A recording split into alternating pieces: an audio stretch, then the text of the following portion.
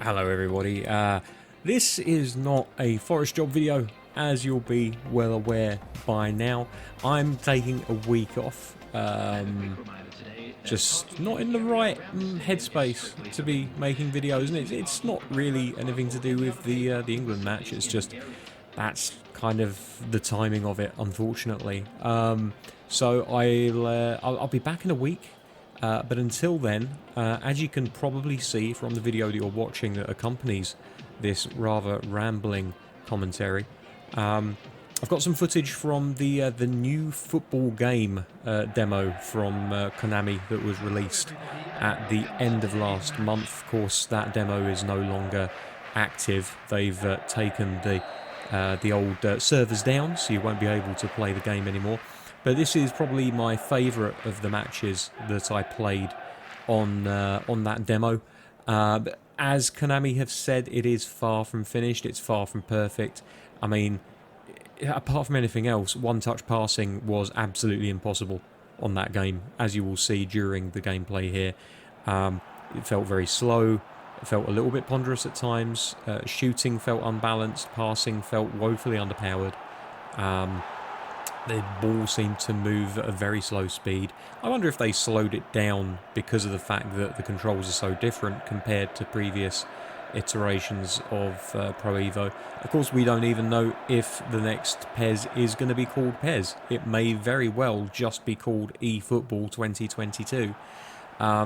There is part of me that hopes that they will retain the PES name, because a large part of me, I should add, because it's history, it's knowing where you've come from. Of course, the franchise was originally, when I picked it up at least, International Superstars Soccer.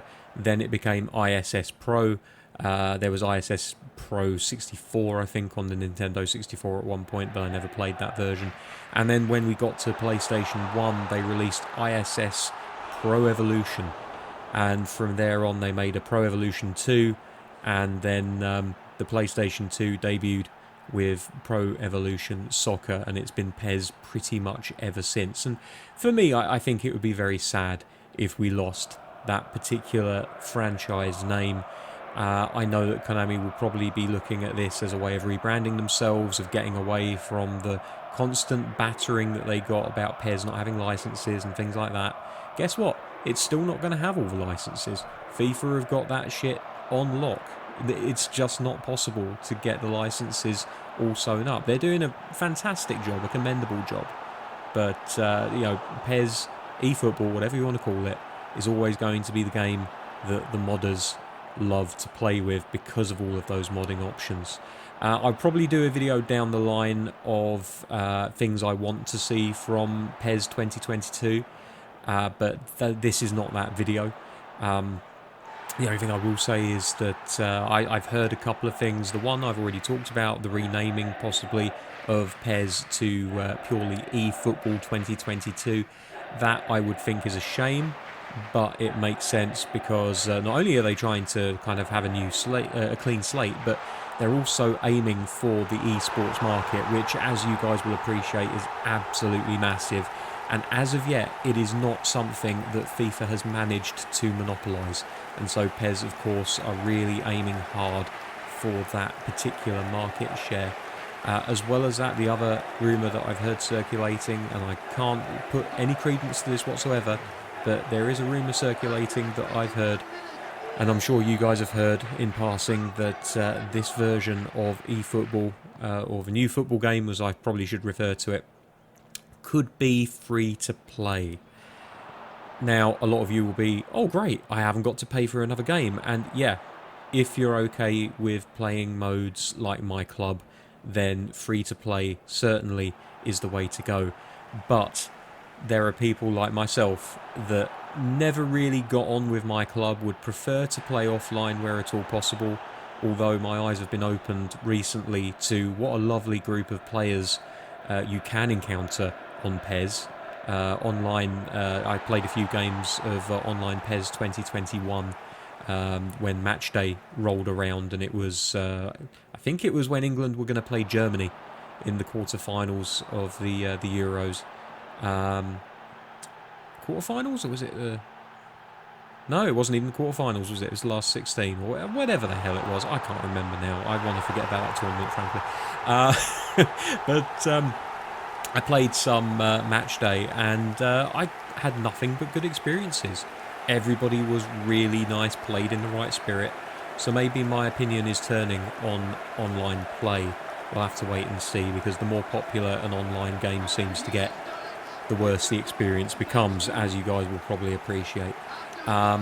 So yeah, free to play, a great thing if you're just into my club, but here's the thing. If they're making it a free to play game and they're concentrating on the eFootball parts of it, does that mean that Master League is no more?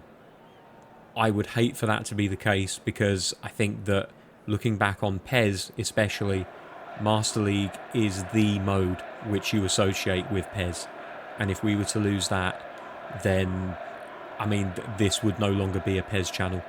I can tell you that much, because I'm not really particularly interested in playing modes outside of Master League. Maybe Become a Legend, but I fear that if they got rid of Master League, they'd probably end up losing Become a Legend as well. If they go to a purely online version of the game, then I don't know where that leaves this channel. That being said, as long as there is a Master League release every year, I'm probably going to carry on doing it. You know, I'm thinking about branching out into other games as well, but certainly Pro Evolution Soccer is where my heart is, and it's pretty much the only game that I played on PS2 for a long, long time. It dominated my playtime on PS2. I would spend a lot of time with that bitmap editor that you probably remember if you've played the older games, making all of the club badges and crests and sponsored badges for the shirts and stuff, and it was a good old time. Before online custom editing was a big scene, and the likes of PES World and PES Universe were kind of getting their teeth into it and really, you know, making fantastic patches for all of us to install on our games. I was doing it at home by myself, and I was loving it. So, yeah. Anyway, long story short, no videos this week. This will be the only video on the channel this week, but all things being equal, we'll return on Monday with another episode of The Forest Job, and hopefully we can get Erling Haaland to score. Until then, I'll leave you with what's left of this gameplay. Have a great day. Take care. Bye-bye.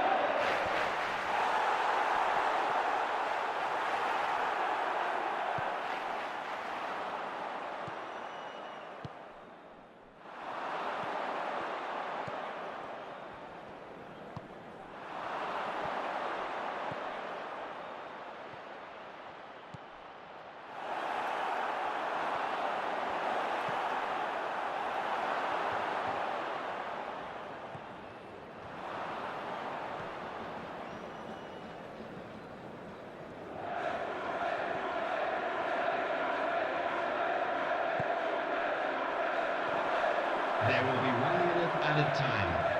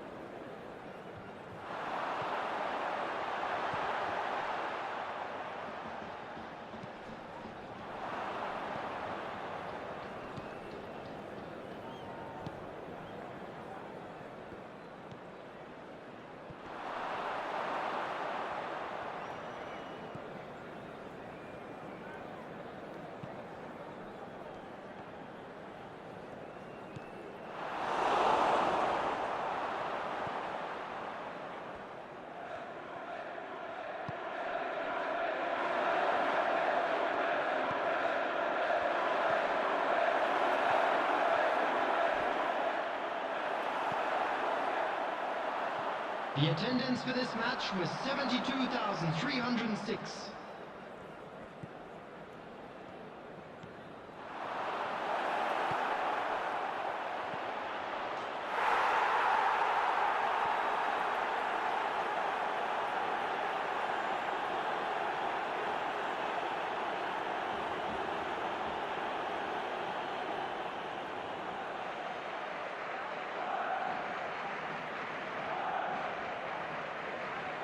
And bringing home a goal today is, after 62 minutes, is Robert Lewandowski.